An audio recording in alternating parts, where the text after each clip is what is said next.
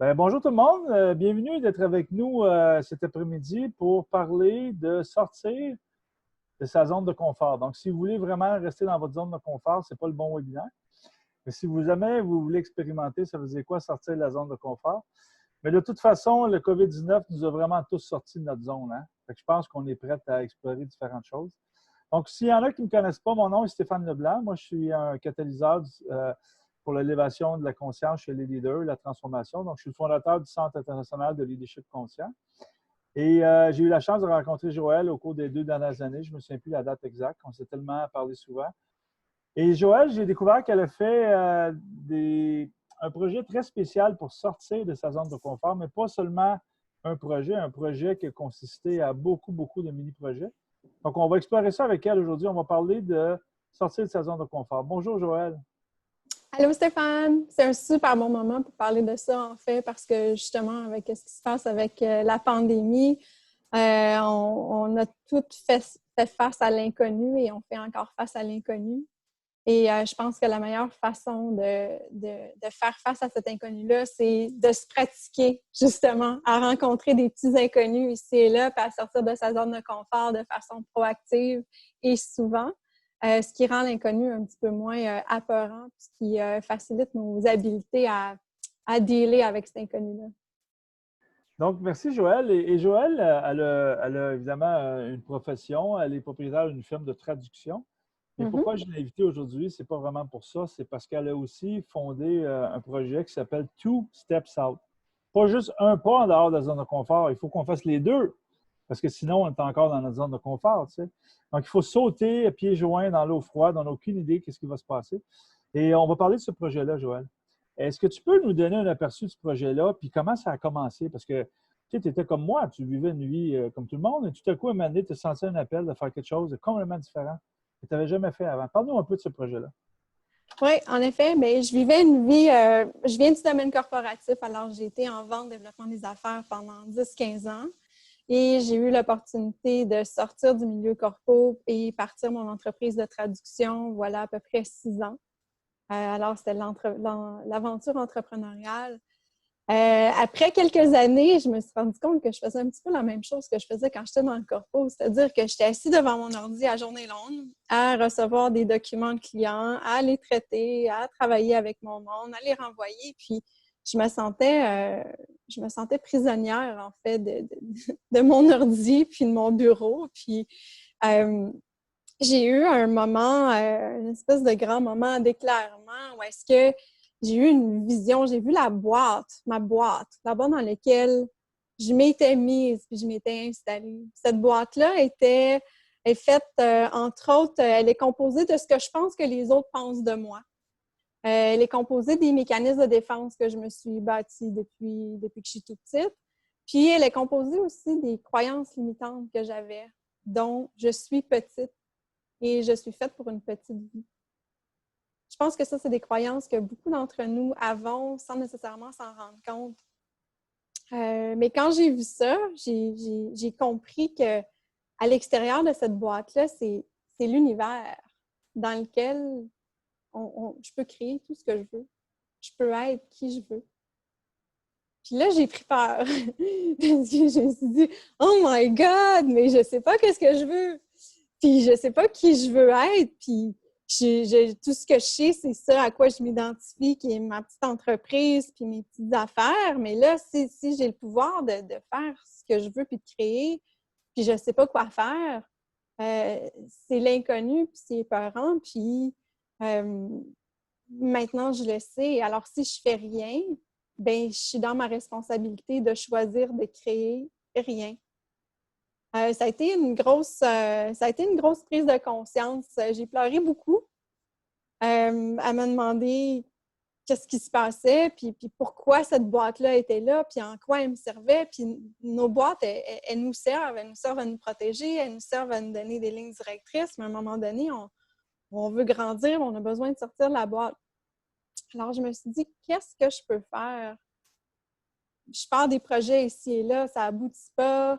OK, bien si je ne sais pas exactement qu'est-ce que je veux, je vais essayer quelque chose. Chaque semaine, je vais faire une expérience qui me sort de ma zone de confort dans le but de me challenger puis de grandir. J'ai aucune idée qu'est-ce qui va se passer.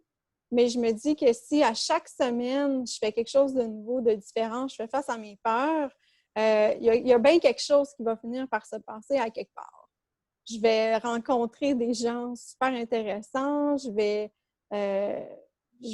sais pas, c'est dans l'inconnu. Mais je me suis dit, en même temps, je vais envoyer un signe à la gang en haut, puis à leur dire, hey, là, je veux faire quelque chose, je suis en train de faire de quoi, je bouge, je prends action, alors venez, aidez-moi. Et ça a commencé le 1er janvier 2018. J'ai pris un cours pour apprendre à programmer, la programmation informatique. Quelque chose qui ne m'intéresse pas, mais vraiment pas du tout. J'ai quand même fait 6 heures de ce cours-là, juste assez pour me rendre compte que dans tout l'univers informatique, ben, c'est un autre univers où il y a un langage complètement différent du mien puis du nôtre, de celui qu'on utilise d'habitude. Fait qu'il y a des communautés, des milliers de personnes qui parlent un langage différent que je ne connais pas. Ah ouais, OK, il y a quelque chose de beaucoup plus grand que moi, puis j'ai peut-être intérêt à apprendre à connaître les autres qui sont différents de moi, puis comprendre un peu leur univers. J'ai fait des expériences qui étaient assez hollées. Une Assez entre autres, flyé, assez flyé. assez flyée. Une qui me touche beaucoup, c'est je suis allée mendier dans la rue par un froid mois d'avril, un dimanche matin, où est-ce que j'ai procrastiné pendant 2 heures sur mon divan parce que je ne voulais pas le faire. Mais là, cette semaine-là, j'avais un ami qui m'a lancé le défi, puis j'avais pas d'autres défis dans ma semaine, puis c'était la seule journée qu'il fallait que je le fasse, fait qu'il fallait que je le fasse. Mais ce qui est tough, c'est que quand on sent des défis comme ça à nous, je ne suis pas redevable à personne. Fait que si je décide de ne pas y aller mendier dans la rue puis de ne pas faire mon défi cette semaine, il y a même personne qui est au courant que j'avais l'intention de faire ça. Oh, mais là, je suis redevable envers moi parce que je me suis donné une intention. Si je n'y vais pas, c'est moi que je suis en train de ne pas honorer. C'est mes propres promesses, c'est mes propres intentions. Puis la manière que j'ai trouvée pour le faire, c'est que je me suis dit, OK, bon, mais si jamais j'allais mendier dans la rue, comment je m'habillerais? Ben, je mettrais des leggings noirs. Fait que je me suis levée, je suis allée mettre des leggings noirs. OK, après ça, si j'allais mendier dans la rue, qu'est-ce que j'utiliserais? Ah, un petit cup. Fait que je vais trouver un petit cup en styrofoam. Est-ce que mes poches, ils seraient pleines? Non, je vide mes poches. Puis je me suis fait des petits commitments, des mini commitments, jusqu'à temps que je mette la main sur la poignée de la porte, jusqu'à temps que je rouvre la porte. Puis là, une fois que je suis rendue dans la rue, c'est quoi mon prochain move? Mais je me donne tout le temps la permission de retourner m'asseoir sur mon divan si je veux. Mais évidemment qu'une fois quand tu es rendu dehors, petit pas par petit pas, ben là, tu sais, je suis rendue là, je ne retournerai pas sur mon divan, j'ai juste à continuer puis à continuer. Et puis, l'univers nous récompense toujours avec des super surprises quand on décide de prendre l'initiative de sortir de notre zone de confort. Puis ce que je vous raconte là, c'est vraiment arrivé.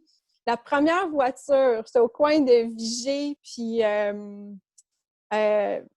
Vigée-Saint-Denis, dans ce coin-là, près du Vieux-Montréal. Et puis, la première voiture qui m'a donné quelque chose, le gars, il a baissé sa fenêtre en arrière. Puis j'ai demandé « Bonjour, avez-vous un petit peu d'argent pour moi, s'il vous plaît? » Puis il me regarde et il dit « Hey, do you want some weed? Tu veux-tu du pot? » Quoi?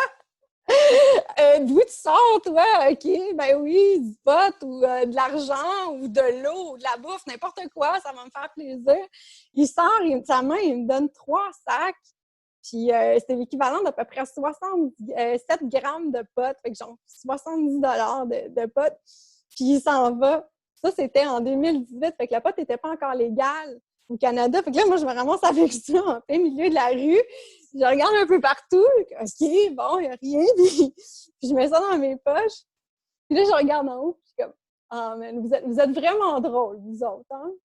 Fait que comme quoi, quand on décide de se lancer puis de sauter, il y a toujours, vous allez remarquer, il y a toujours quelque chose, un petit clin d'œil à quelque part, une petite surprise, un petit quelque chose qui fait juste, hey!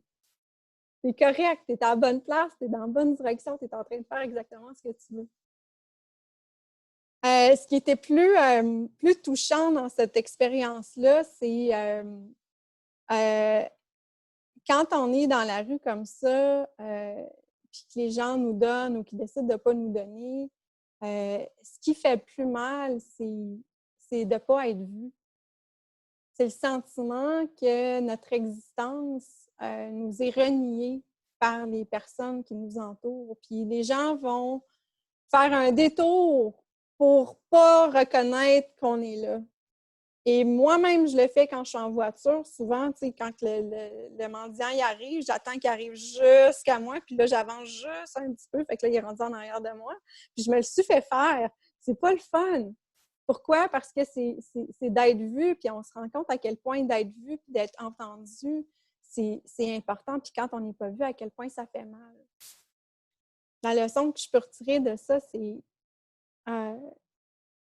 vous n'êtes pas obligé d'aller mendier dans la rue pour vivre cette expérience-là, mais maintenant qu'on le sait, j'ai développé beaucoup plus d'empathie pour tous les gens qui sont alentour de moi. Puis souvent, je vais m'arrêter puis je vais juste dire à quelqu'un « Hey, je t'ai vu, je suis là ». Que ce soit un sans-abri que je passe à côté le soir, je lui donne rien, mais je fais un petit clin d'œil avec un gros sourire, il est super content parce qu'il y a quelqu'un qui a dit « Hey, toi, t'existes ». Puis on peut le faire avec les gens à notre travail, on peut le faire avec les gens dans notre famille, on peut le faire avec la caissière au magasin qui est super stressée parce qu'elle a une visière devant elle, puis juste s'arrêter un petit instant et faire « Hey, je te vois ». Des fois, c'est juste « Hey, j'ai vu ta bague, tu as une belle bague », un petit compliment, remarquer un petit quelque chose. Quand on se sent vu, ça nous donne du pouvoir, ça nous donne de la vie. C'est intéressant que tu parles des itinérants. J'avais rencontré Lapointe Jean-Marie. Puis il disait, tu sais, Stéphane, ben, on était un groupe, là, mais il disait, tu sais, les gens, ils évitent parce qu'ils ont peur. Mais tout ce que ces gens-là, même si tu n'as pas d'argent, juste dire bonjour, tu viens déjà de les aider. Tu sais. Oui, évidemment, ils aimeraient avoir des sous pour manger. Et moi, je traîne un pot d'argent parce que je travaille sur Saint-Laurent dans le sud. Tu sais, mais quand je vais au coin de Saint-Laurent et la 40, il y a toujours des mendiants, ils changent tout le temps. Je donne toujours une pièce, deux pièces. Mais des fois, j'ai rien. Là, je suis gêné. Fait que j'ose pas les regarder, tu sais. Et dans le fond, je fais juste leur dire bonjour, tu sais. Et OK, aujourd'hui, j'ai rien, tu sais. C'est intéressant, ça, ton expérience qui est un peu une expérience d'humilité. Finalement, le premier gars qui arrête, il te donne 70$ de marijuana. Tu sais, c'est assez drôle comme abondance.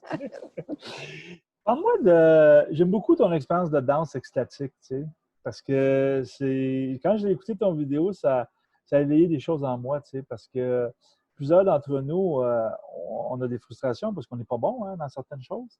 Puis là, ben, on se met en situation, en danger. Puis là, ben, il y a des choses hein, qui émergent. Parle-moi un peu de cette expérience-là. Oui, la danse extatique, c'est un. Je vais essayer de le décrire. C'est comme un party plate, en fait. Parce que il n'y a pas d'alcool, il n'y a pas de. Il y a aucun. Tout le monde est totalement à jeun. Il y a de la musique, il n'y a pas de bar, et il n'y a pas de. On peut pas parler avec les gens. Fait qu'il n'y a pas d'espèce de connexion de Hey, tu veux-tu danser avec moi? Ouais, c'est le fun, on parle. C'est un milieu où est-ce que il y a de la musique, tout le monde est en pied de bas. Et la musique passe à travers un paquet de rythmes, un paquet de vibrations, un paquet de moods aussi. Fait que c'est pas toute la même musique toute la soirée. Et le but, c'est l'expression de soi. Et moi, l'expression de soi, là, ça a l'air bien comme ça, là, mais quand c'est le temps de bouger mon corps avec d'autres mondes, puis d'exprimer mes émotions par mes mouvements ou par mes sons, j'ai bien de la misère avec ça. Je trouve ça, ça me gêne. Ça me gêne beaucoup, puis je sais pas quoi faire. Je sais pas qu'est-ce qu'il faut faire. Puis je suis allée, alors je me suis donné le défi d'aller à cette soirée-là de danse extatique. Puis j'arrive, je suis un peu gênée. Puis ça dure 2 heures. Fait que je me dis, bon, ben parfait, dans 2 heures, je suis sortie d'ici. Là, il y a déjà une fille qui est en train de danser, de faire le tour de la salle en virevoltant comme un papillon. C'est weird. Puis la musique n'est pas commencée encore. En cas, je me suis embarquée encore. Puis là, la musique commence, puis là, tout le monde commence à y aller, puis à virevolter, puis à faire plein de mouvements, puis des mouvements de yoga. OK, parfait, je connais le yoga, super. Fait que je fais une couple de postures de yoga pour m'étirer. Puis là, à un moment donné, ça fait 5-10 minutes que je fais du yoga, il faudrait bien que je fasse d'autres choses. Fait que, tu sais, je commence à danser, là, comme je peux danser devant le monde quand je suis pas vraiment dedans. Puis là encore, il y a plein de monde. Il y a des gens qui font des mouvements que j'ai jamais vus, puis ils ont l'air mais complètement fous. Je me demande qu'est-ce qu'ils font là, mais t'as donc bien l'air fou, toi, pourquoi tu fais ça devant tout le monde? Puis à un moment donné, ben, tu sais, quand il reste 1 heure et demie de danse à faire, on va bien essayer d'autres choses. Alors, ben, j'essaye. Là, je suis pas sûre que je serais capable de le faire avec mon ordi puis tout ça, mais je me mets à terre, les quatre pattes à terre, puis la bedaine en l'air, un peu comme un tabletop au yoga. Et puis je commence à danser comme ça, tu sais, sur le dos, juste pour voir qu'est-ce qui va se passer. Puis je regarde, puis ben, il n'y a rien qui se passe, en fait. Personne ne me regarde, tout le monde s'en fout. Tout le monde est en train de danser. OK. Fallait que je continue, je me lève debout, je commence à jouer du violon, à jouer tous les instruments, à danser, je me roule à terre, puis il n'y a rien qui se passe. Puis je vois, puis pendant que je fais ça, je comprends toutes mes limites, puis je comprends comme, OK, je suis dans un environnement qui est sécuritaire, je suis safe, je suis en sécurité, puis je vois mes limites. Hey, je ne veux pas faire ce mouvement-là. Je ne suis même pas capable de savoir quel mouvement créer parce que, OK, ma boîte est ici, elle est là. Fait que la danse extatique, c'est comme un contenant qui te permet d'explorer ton propre contenant, puis voir sont où les limites de ton contenant dans tes mouvements, puis de tranquillement, pas vite, sortir d'un bord et de l'autre. Il y a aussi une connexion qui est possible. Alors, tu peux danser avec les gens, tu peux les regarder dans les yeux. On ne peut pas parler, mais on peut regarder quelqu'un, on peut faire des danses. Il y a des gens qui se touchent, qui font des acrobaties. Puis moi, j'étais un peu plus OK, ben, je vais danser tout ça dans mon coin, là, ça ne dérange pas personne. Mais à un moment donné, bon, tu commences à faire des sourires aux autres, puis il y a des petits moments de connexion, des petits moments de magie, puis c'est ça qui est incroyable. Puis en fait, ce qui est drôle, c'est que cette année, fait que 2 ans plus tard, j'ai un ami qui est venu à Montréal à partir de Cuba pour être DJ d'une danse extatique. Puis il était comme, ben, tu vas-tu venir? Je dis, non. Je l'ai fait une fois, c'était assez. Puis finalement, je suis retournée, puis j'ai vraiment comme, OK, je sais, c'est quelque chose, c'est thérapeutique. Les gens qui sont là, sont pas là juste pour danser, sont là vraiment pour laisser aller le trop-plein, pour bouger leur corps. Tu sais, nos émotions sont inscrites dans notre corps. Souvent, les gens, quand on est stressé, les émotions sont beaucoup dans les épaules. Quand on est dans la peur, les émotions sont beaucoup dans les hanches. Alors, quand on est capable de bouger notre corps puis de faire bouger, sortir les énergies, bien, c'est toutes les émotions qui passent aussi en même temps. C'est super libérateur. Bien, c'est vraiment intéressant ce que tu décris parce que j'ai vécu une expérience comme toi, tu sais, d'arriver quelque part puis d'être un peu constipé, comme on dit, là. Puis finalement, de me rendre compte que les gens qui étaient là, ils s'en contrefoutent. C'est ce que je faisais. Puis là, de commencer à me libérer un peu plus, tu sais. Et j'aime beaucoup ce que tu dis parce que dans le travail que je fais de transformation, on comprend très vite que toutes nos souffrances passées sont toutes accumulées dans nos cellules, dans notre corps, tu sais. Chaque fois que tu t'es fait rejeter, que c'est tout enregistré. Donc, c'est pas pour rien que le yoga, c'est si bon pour la guérison, mais la danse aussi, tu sais. Et, Mm-hmm. et, et, et c'est intéressant aussi, euh, quand j'étais jeune, beaucoup de gars ont été frustrés avec la danse. On n'était pas bons, tu sais. Quand on était jeune, c'était pour rencontrer des filles au secondaire, mettons, tu sais. Puis après ça, mais il y a eu l'alcool, tu sais. Et finalement, là, on ramène ça à la pureté de l'expression de soi, tu sais. Puis dans le fond, de se rendre compte qu'une expérience comme ça, c'est une expérience de guérison, de transformation d'une certaine façon. Tu sais, de dire, je fais le tabletop, puis tout le monde s'en contrefou autour. Ah, ben finalement, je vais faire d'autres choses. Puis combien de fois ça me fait penser qu'on marche dans la vie avec notre costume, tu sais. On est comme ça, parce que c'est comme ça on doit tout être proper, comme on dit, là, tu sais. Et moi, je crois que l'alcool et la drogue dans notre société, c'est pour diluer les âmes, là, tu sais. On se rend compte qu'on n'a pas besoin de ça, tu sais. On peut juste être qui on est. Parle-moi d'une autre expérience qui a été vraiment transformationnelle pour toi. J'étais à Burlington, au Vermont, et j'avais une expérience en tête depuis des mois, mais j'osais pas la faire, puis j'osais pas la faire, puis j'étais avec un de mes amis en voyage, puis là, on brainstormait depuis 2 jours, puis à un moment donné, avec tout ce qui restait, toutes les listes de possibilités, il restait juste ça. Alors, mon ami m'a conduit au Walmart où est-ce que je suis allée m'acheter un T-shirt, des ballons à l'hélium sur lesquels j'ai inscrit « Free Hugs », câlin gratuit. Moi, je suis un peu introvertie. Mon petit cercle à moi, il est très précieux, puis j'aime pas nécessairement me faire toucher ou toucher plein de gens. Et là, je suis allée me pointer sur un coin de rue à Burlington avec mes ballons, des light sticks, toute l'attention sur moi. Et là, il fallait que je reste là. Je me suis dit au moins une demi-heure pendant que mon ami me filmait. Être là sur le coin de rue, en fait, c'est une de mes plus grosses peurs, c'est la peur de m'exposer, en fait. De me montrer ma vulnérabilité aux yeux de tout. Puis d'être là sur le coin de rue, c'était vraiment ça. Je m'expose, j'attire l'attention sur moi. Non seulement j'attire l'attention, mais je demande aux gens de venir vers moi, puis de me toucher, puis d'avoir une connexion rapprochée ensemble. C'est paralysant un petit peu. Puis là, je voyais, il y avait des gens qui passaient, tu sais, qui me regardaient, comme elle fait quoi, elle. Là, c'est tout pour me mettre encore plus mal à l'aise. Et je me suis dit, bon, je ne resterai pas de même pendant une demi-heure de temps. Qu'est-ce que je vais faire? Bien, premièrement, c'est de prendre conscience de comment ça se passe en dedans. Qu'est-ce qui se passe? Fait que temps là, je prends une grande respiration. OK. Hey, l'inconfort, je te vois. T'es là, puis je te sens, puis je sens mon cœur qui bat, puis je sens mes mains qui sont moites, puis je sens le désir de partir à la course, puis de dire à mon ami, hey, cancelle le projet, viens, on va aller prendre une bière. C'est correct, je suis là, je suis avec toi. Puis maintenant que je suis consciente de comment je me sens, puis que j'accepte aussi que je suis comme ça, qu'est-ce que je peux faire? Bien, je peux faire une expérimentation.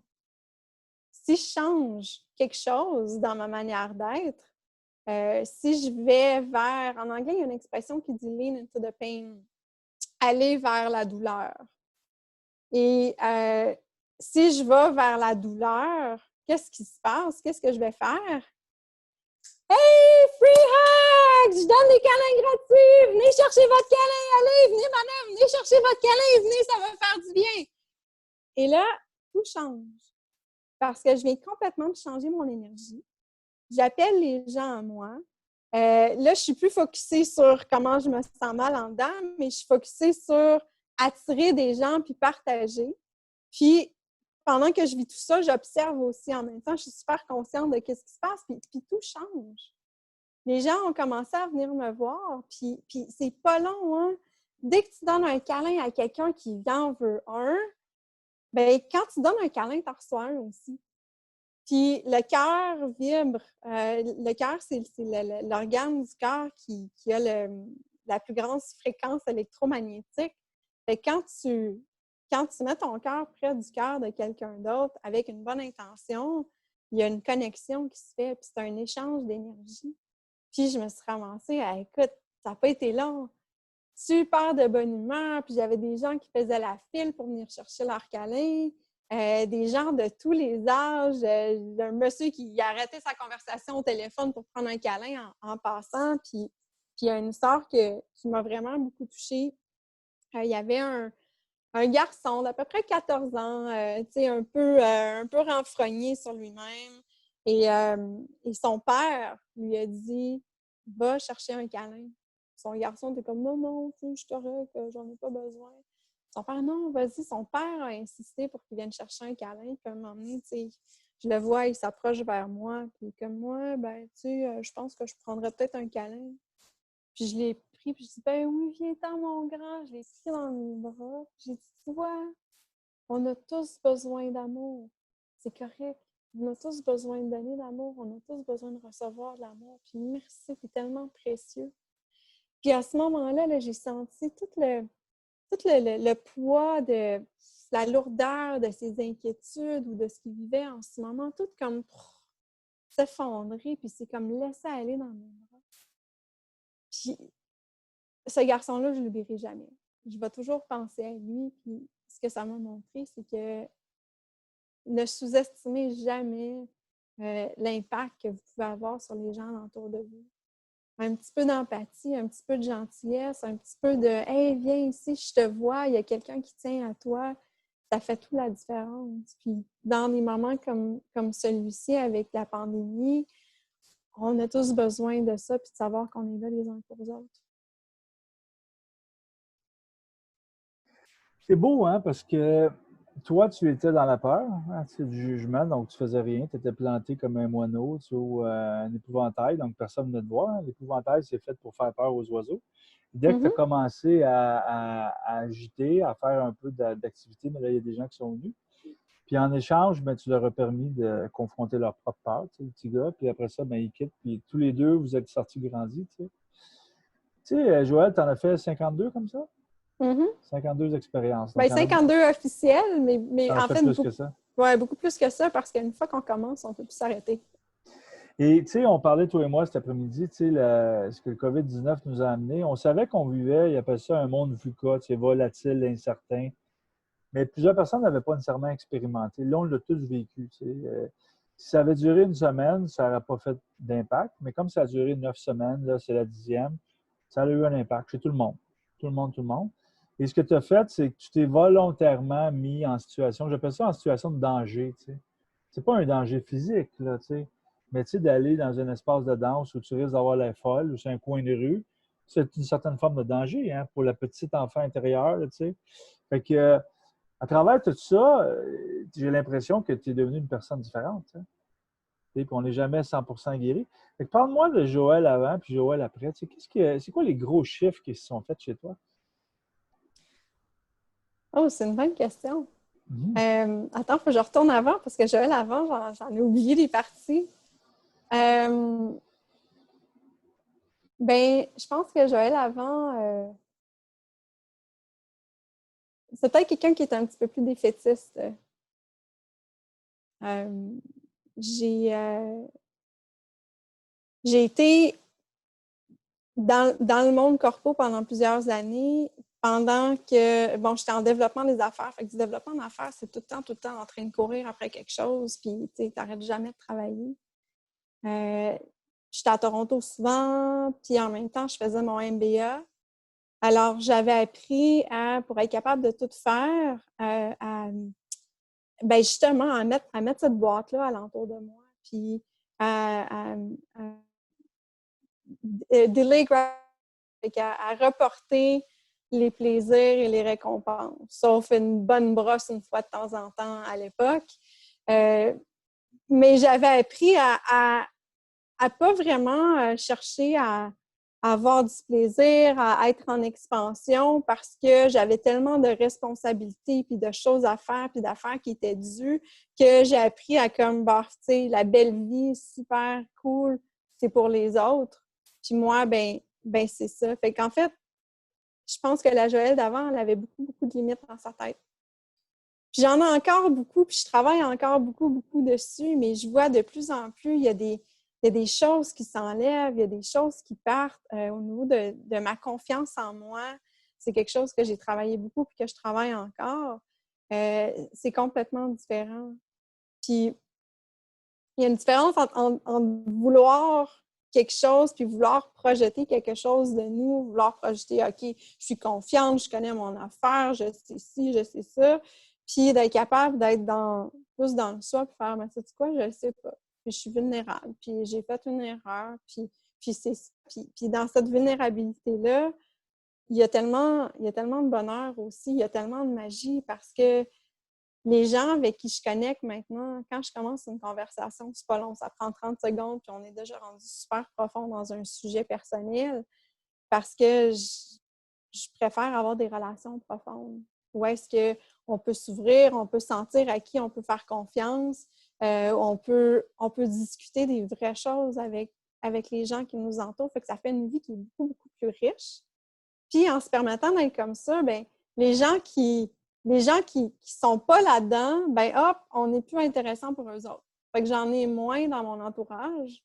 Puis j'ai de plus en plus de personnes incroyablement fascinantes qui font des choses extraordinaires, puis qui m'amènent dans leur monde ici et là pour que je puisse expérimenter avec eux aussi. Comme c'est le passé, moi je disais, tu étais une personne un peu plus traditionnelle, moins risque. Et là, comme tu as fait un paquet de choses qui t'ont mis en enjeu, tu sais, quand tu décrivais aller mendier dans la rue, OK, je mets les leggings, je mets ci, je mets ça. Il y a toujours des points de retour. Puis finalement, mais je continue pareil. J'ai vécu ça dans mon jogging. J'ai recommencé à courir. Puis là, 4 jours, ça ne me tentait pas. Le corps, il ne voulait pas pantoute. Je disais, je retourne à la maison. Là, j'ai dit, non, si je retourne, c'est fini. Là. Continue, continue. Elle était vraiment tough, cette course-là, mais je suis revenu puis j'étais fier. Tu sais. Ce matin, mais elle était super cool. Tu sais. Ce matin, là, c'était la joie. Tu sais. Moi, Joël, je trouve ça vraiment intéressant et je trouve que les expériences que tu as faites par choix, c'est un choix, tu as dit oui à la vie. Tu sais. Tu as dit oui, oui, je m'en vais chez Walmart, j'achète mes ballons, ta. Puis quand on fait ça, puis on a l'air un peu fou au début, hein, quand on fait des choses différentes, hein, les génies sont toujours déclarés fous au début. Hein. On fait ça, puis finalement, ben, c'est pas si pire. Hein. Puis il y a une couple de personnes qui ont ri de moi, puis il y en a qui sont venus chercher le câlin. On s'en va chez nous, puis c'est pas si pire pantoute. Hein. Fait qu'on s'habitue, on s'habitue, on s'habitue. Donc, tu sais, on peut encourager tout le monde à faire des choses différentes. C'est dire oui à la vie, tu sais. On reçoit une invitation, puis des fois, on dit ah ben non, je ne serais pas bonne. Oui, mais qu'est-ce qui arrivait si tu aimais ça quand même, tu sais? Comme la danse, mettons, tu sais. Mhm. Joël, moi, ça me tenterait d'inviter le reste de la gang qui sont avec nous à contribuer, à co-créer avec nous. Ça te tente-tu? On va les faire Absolument. sortir un peu de leur zone de confort. Donc, je vais mettre ça ici. On aimerait ça vous entendre. Ceux qui ont le goût de parler, vous vous enlevez du muet. Vous faites juste nous partager dans ce qu'on a dit, s'il y a des choses qui résonnent pour vous, mais aussi peut-être nous partager vos propres expériences de sortie de zone de confort qui vous ont peut-être fait grandir. Tu sais. On aimerait ça parce qu'on va aller chercher la sagesse collective. Donc, qui aimerait ça commencer? Sur 46 personnes avec nous, là, il y en a sûrement un ou une qui aurait le goût de dire de quoi.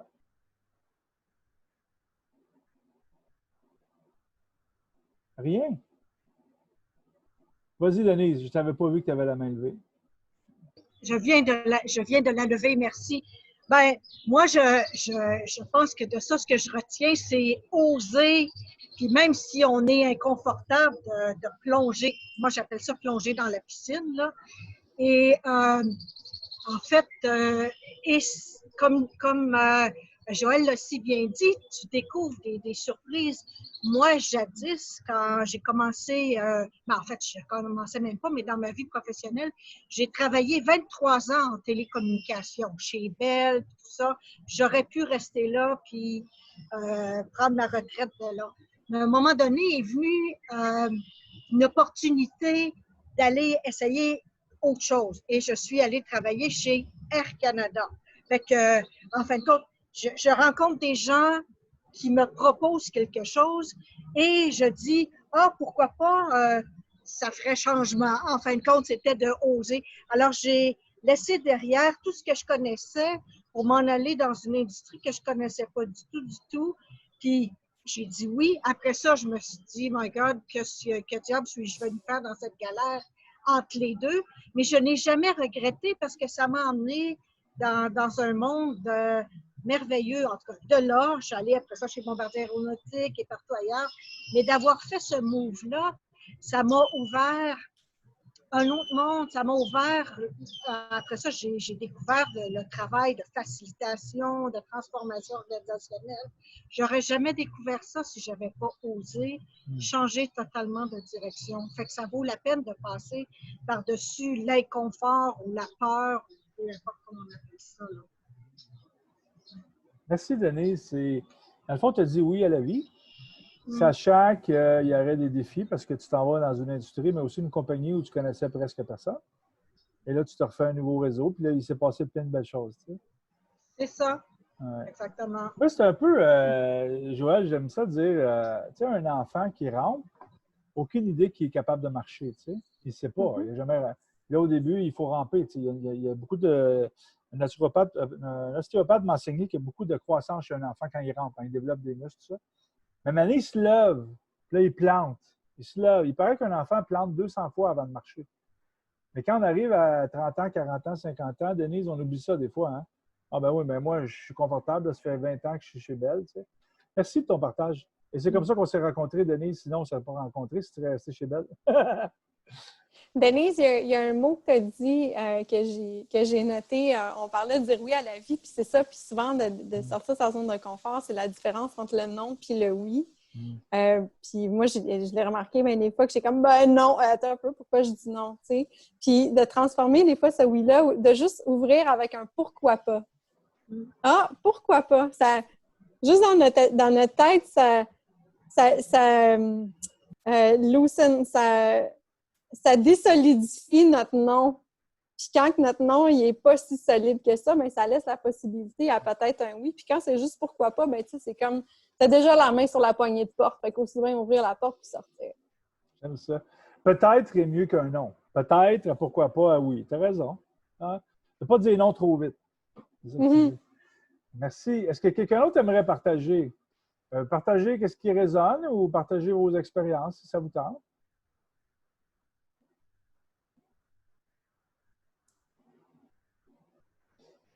Bien, je vais briser la glace. Il y en a qui me connaissent, mais moi, j'ai passé, Denise, on s'est rencontrés chez Bombardier, mais j'ai passé toute ma vie, moi, à gérer des organisations, des opérations, faire des avions.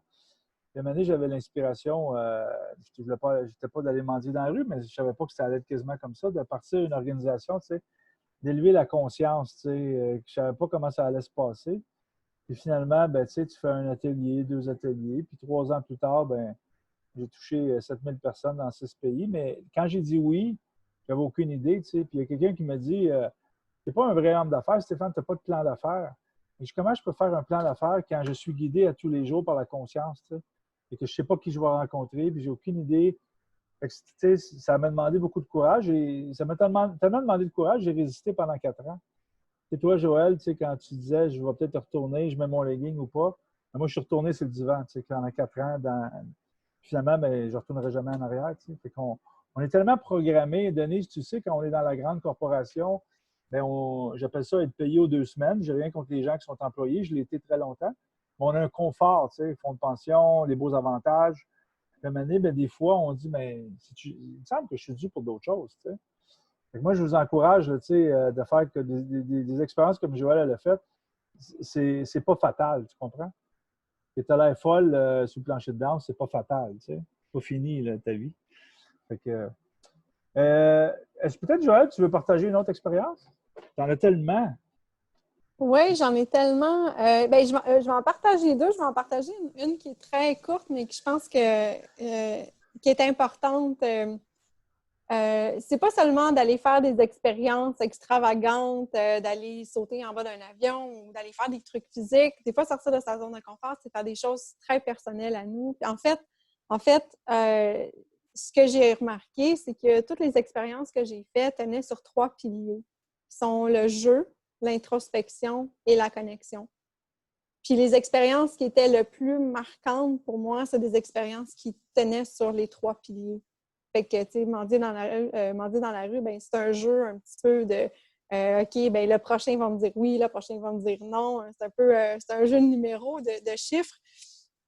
Et une qui touche l'introspection, c'est en fait, il y a quelques années, j'ai fait une couple de niaiseries qui ont blessé une nouvelle copine que j'avais, puis qui a mis fin à notre amitié sans trop que je m'en rende compte. Et quelques années plus tard, j'ai su par la bande qu'elle m'en voulait beaucoup. Alors, j'ai pris mon courage à 2 mains en me disant, OK, bien, je vais l'appeler, je vais ouvrir l'espace avec elle pour l'écouter, l'entendre, entendre sa douleur, puis ce que je lui ai causé comme tort. Et y expliquer ma version des choses, qu'elle n'est peut-être pas tout à fait au courant, puis lui demander pardon. Et ben, elle n'a jamais voulu rien savoir de me parler ou de me répondre. Alors, je n'ai jamais pu avoir ma rencontre avec elle pour régler tout ça, pour enlever ce poids-là. Alors, j'ai décidé de me pardonner moi-même pour ce que j'avais fait, pour ce que j'avais fait qui ne m'honorait pas puis qui ne l'honorait pas non plus, pour la grosse niaiserie que j'ai faite. Puis d'aller de l'avant. Alors, je suis totalement en paix maintenant avec mon tort. Quand si je l'ai croisée l'autre fois, elle ne m'a pas vue, puis j'étais totalement en paix avec le fait qu'elle ne me voit pas. J'étais totalement en paix avec elle. Si jamais elle veut me parler plus tard, bien, tant mieux, mais sinon, ce n'est pas une culpabilité que je traîne avec moi. J'ai fait la paix avec mon passé. Une autre aventure qui est un petit peu plus intense, c'est je suis allée avec un groupe d'activistes qui s'appelle Anonymous for the Voiceless. Je connais quelqu'un dans ce groupe-là, puis je voyais les posts passer sur Facebook, puis c'était comme non, moi, il n'est pas question que je vais aller faire de l'activisme. L'activisme, c'est pour les autres, tu sais, c'est pas pour moi. Ils ont l'air fous sur leur coin de rue, personne ne va leur parler. Je me mettrais pas dans une position comme ça. Puis un jour, j'ai fait comme OK, c'est bon, j'y vais. Alors, je suis arrivée. Anonymous for the Voiceless, c'est une organisation qui veut amener la conscience sur le traitement qui est fait aux animaux dans les fermes industrielles, qui est absolument horrifique. Et une des raisons pourquoi je ne voulais pas y aller, c'est parce que je ne voulais pas le voir en pleine face. Je le sais, qu'est-ce qui se passe. Et là, j'arrive là, puis on est tous habillés en noir avec des masques. Puis là, on supporte soit un écran ou soit un carton qui dit « vérité » dessus. C'est super bien organisé. Puis là, l'organisatrice, elle me regarde, elle dit « Salut, toi, c'est Joël. » Elle dit « T'es-tu végane? » Non. Elle dit « Quand est-ce que tu vas l'être? » Je dis « je sais pas, je n'ai pas encore checké dans mon calendrier. » Fait que tout de suite, genre, je me sens coupable de ne pas être végane, puis d'être là, puis d'être militante pour les animaux. Mais j'embarque, alors je prends ma pancarte, mon masque, et puis là, ils nous disent, vous tenez debout, il ne faut pas bouger, vous tenez votre pancarte, on ne dit rien, et prenez-la comme une méditation. Je dis, OK, ça, je peux faire ça. Alors, je suis debout, en méditation, et là, ce que je vois à travers les trous de mon masque, c'est les gens, on est dans le Vieux-Montréal, sur la plage Jacques-Cartier, il fait super beau un samedi soir. Là, il y a plein de gens qui commencent à arriver et ils regardent ce qui se passe sur les écrans avec les films qui ont été pris en cachette de comment les animaux sont traités, qui c'est absolument horrifique. Puis là, je vois les visages des gens changer. Puis je commence à voir toute la douleur dans leur visage. Et c'est à ce moment-là que ce qu'ils appellent les outreachers, ceux qui ont plus d'expérience, ils s'approchent des gens, puis ils commencent à aller leur parler, puis leur méthode d'approche est vraiment, vraiment belle. Mais je suis là comme observatrice, en fait. Alors, tout ce que je vois, c'est l'expression des gens, c'est à quel point ils se sentent interpellés, à quel point ils ont de la douleur, puis tout ce que je peux faire, c'est d'être là puis d'envoyer de l'amour, puis d'être dans la compassion, puis de me rendre compte que, OK, je ne suis pas toute seule qui souffre à comprendre la souffrance dans ce monde. Des fois, on pense qu'on est tout seul dans notre malheur, puis dans notre douleur. Ben non, je ne suis pas tout seul. Puis de voir ces gens-là s'ouvrir à ce qui se passe, je trouve que c'est une position très, très, très privilégiée. J'ai pas complètement arrêté de manger de la viande, mais je suis consciente de cette problématique-là. Puis ça m'a juste encore ouvert plus de compassion puis d'empathie envers les gens lorsqu'on rencontre les gens, on ne sait pas ce qu'ils ont vécu. Moi, ce que j'entends, merci de ces expériences-là. Tu sais, il y a beaucoup de transformations dans ton processus. Souvent, on cherche à être pardonné par ceux qu'on a offensés, puis là, à le refuser. Puis toi, tu as été capable de te pardonner toi-même. Donc, c'est de couper le champ énergétique, de dire, mais regarde, oui, j'ai fait une gaffe, mais là, regarde, je suis une humaine, donc j'en fais des gaffes, on en fait tous, puis à un moment donné, je ne vais pas vivre avec la douleur tout le temps. Puis elle, ben, tu la laisses dans sa douleur, préfère pour l'instant. Tu as laissé la place ouverte. Tu n'as pas dit, moi, je la bannis de ma vie, tu sais. Ça aurait été s'abaisser dans le taux vibratoire. Tu as dit, non, moi, je reste dans l'amour, je me pardonne, puis quand elle voudra, elle reviendra. Puis il y a des chances qu'elle va revenir ou pas. Donc, il y a un certain détachement, tu sais. Puis ce que j'entends dans la deuxième forme, tu sais, c'est sûr que d'être conscient de la souffrance animale, c'est une forme d'amour aussi. C'est de savoir qu'on n'est pas les seuls à avoir une conscience. Puis à la fin, bien, sachant ce que tu sais, tu fais ton choix, tu sais. Moi, je ne suis pas végane non plus encore. Je ne mange pas beaucoup de viande, mais je suis conscient. Quand j'en mange, je suis très conscient. qu'il y a quelque chose quelque part, tu sais, qu'il y a eu de la souffrance. Fait que, merci, Joël, de partager toutes ces belles expériences-là. Puis, dans le fond, ça confirme ce qu'on dit. Tu sais, c'est pour transformer, il faut essayer des choses nouvelles. Tu sais. Si je passe ma vie dans la même compagnie avec le même chum, à faire tout le temps les mêmes activités au même restaurant, il n'y aura pas de transformation. Tu sais. Je ne veux pas dire qu'il faut changer de job, de chum, puis changer de compagnie, là, mais il faut se mettre en danger, que j'appelle. Tu sais. Il faut se Oui, mettre. puis Vas-y. oui, ce que j'allais dire, c'est ça, ça peut être des petites expériences, ça peut être des petites choses. Comme bon, pour la pandémie, je suis en train d'apprendre à faire du jardinage. J'ai pas vraiment le pouce vert, mais là, j'essaie de faire pousser des affaires. J'en ai tué la moitié. Mais ça change mon attention de place. Puis quand on sort de notre zone de confort comme ça, on chiale moins parce qu'on a moins de temps de chialer, parce qu'il y a tout le temps quelque chose de nouveau à vivre. Puis c'est du capital de conversation aussi.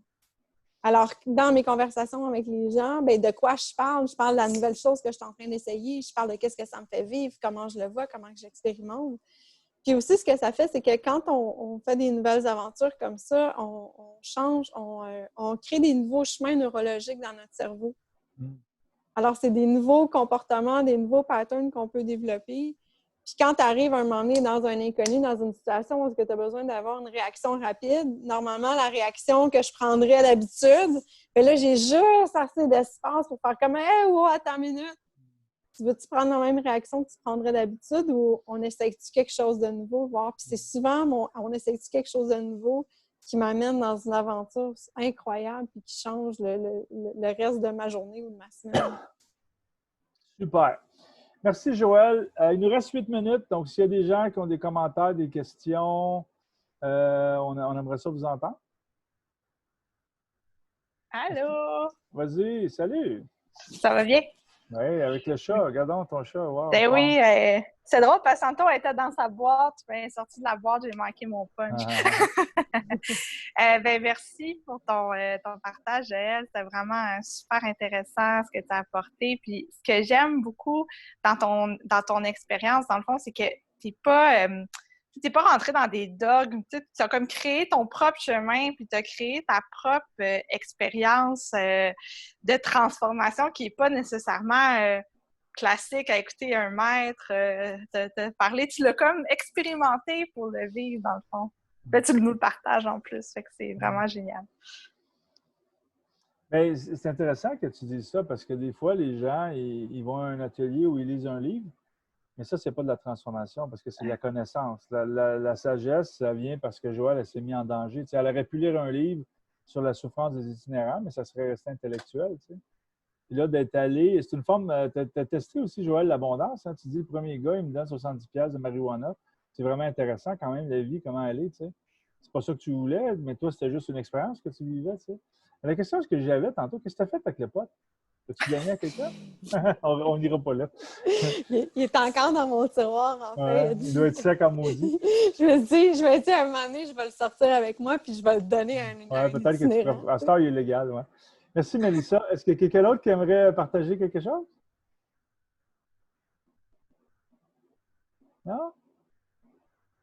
Mais j'aimerais ajouter sur le point de Mélissa, en fait, où est-ce que si c'est un chemin que vous souhaitez prendre, de sortir de votre zone de confort, puis des fois, c'est pas une mission qu'on a à se donner, mais des fois, c'est juste au courant de la journée de prendre des décisions autrement ou de consacrer une couple d'heures par semaine à faire une nouvelle activité. Tu sais, ce qui est cool, c'est que c'est votre chemin.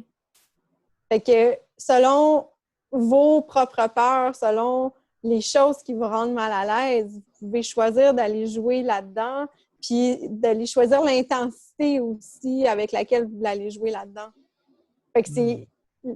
Puis, en fait, le secret, c'est pas le secret, mais la base, le jeu, l'introspection, puis la connexion. Fait que si vous trouvez n'importe quoi qui peut toucher à ça, après ça, c'est votre propre créativité de choisir quelle expérience vous allez faire puis comment est-ce que vous allez la conduire. Fait que ça crée beaucoup de confiance, puis ça crée beaucoup de pouvoir en nous-mêmes aussi de choisir notre ligne de conduite puis de choisir notre chemin.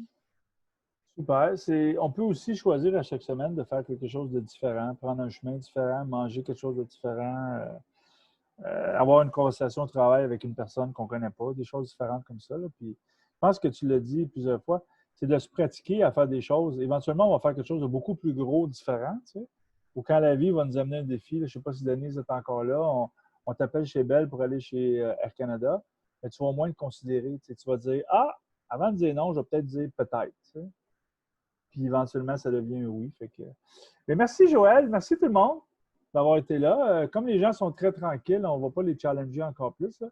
Mais merci Joël de tes belles expériences. Et ben, à bientôt. Merci tout le monde. Puis on se reprendra un moment donné pour en entendre parler d'autres expériences ou les nouvelles que tu es en train d'expérimenter. Ça va me faire plaisir. Merci. Bonne fin de journée à tout le monde. Au revoir. Bye bye. Merci, Zay. Merci. Au revoir. Merci.